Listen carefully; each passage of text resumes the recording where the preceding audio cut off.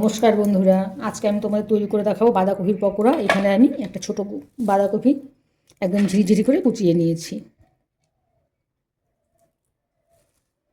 যতটা সম্ভব একদম ঝিরিঝিরি করে কুচাতে হবে বাঁধাকপিটা।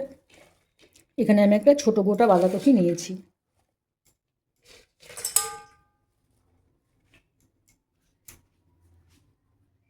নিয়ে নিচ্ছি এখানে আমি 1 চামচ লবণ। লবণ দিয়ে বাঁধাকপিটাকে খুব ভালো করে আগে মাখতে হবে।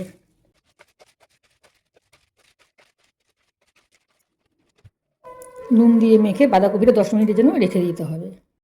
10 মিনিট রাখার পর বাঁধাকপি থেকে দেখো অনেকটাই জল ছেড়েছে। এই জলটা ভালো করে চিপে নিতে হবে। বাঁধাকপি থেকে চিপে জলটা একদম ঝরিয়ে নিয়েছি। এখানে আমি দিয়ে দিচ্ছি কিছুটা নারকেল কোড়া।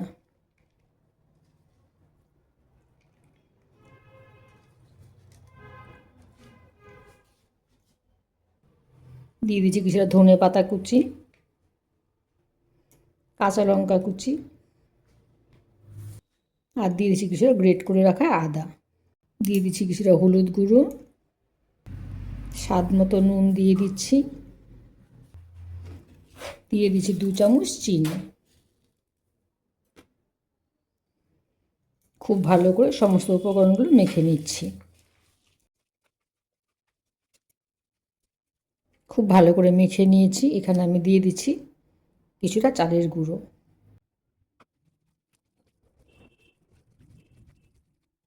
এখানে আরও কিছুটা চালের গুঁড়ো আমি দিয়ে দিলাম।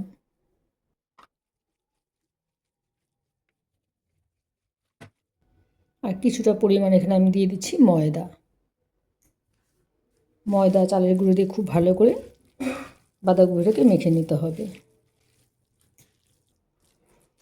খুব ভালো করে মেখে নিয়েছি।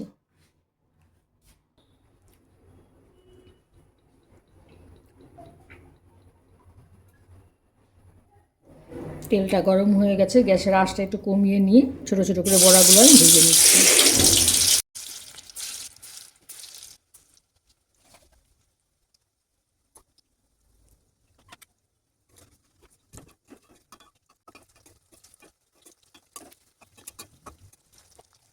উল্টে পাল্টে বড়াগুলোকে ভেজে নিয়েছি। বড়াগুলোকে আমি নামিয়ে নিচ্ছি।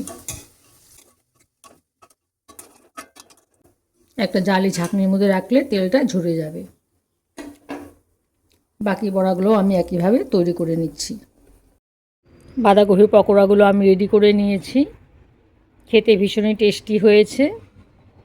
আমার এই বাঁধাকপি পকোড়া রেসিপি তোমাদের কেমন লাগলো জানাবে। আমার চ্যানেলটিকে সাবস্ক্রাইব করে দিও আর লাইক কমেন্ট দিতে ভুলো না।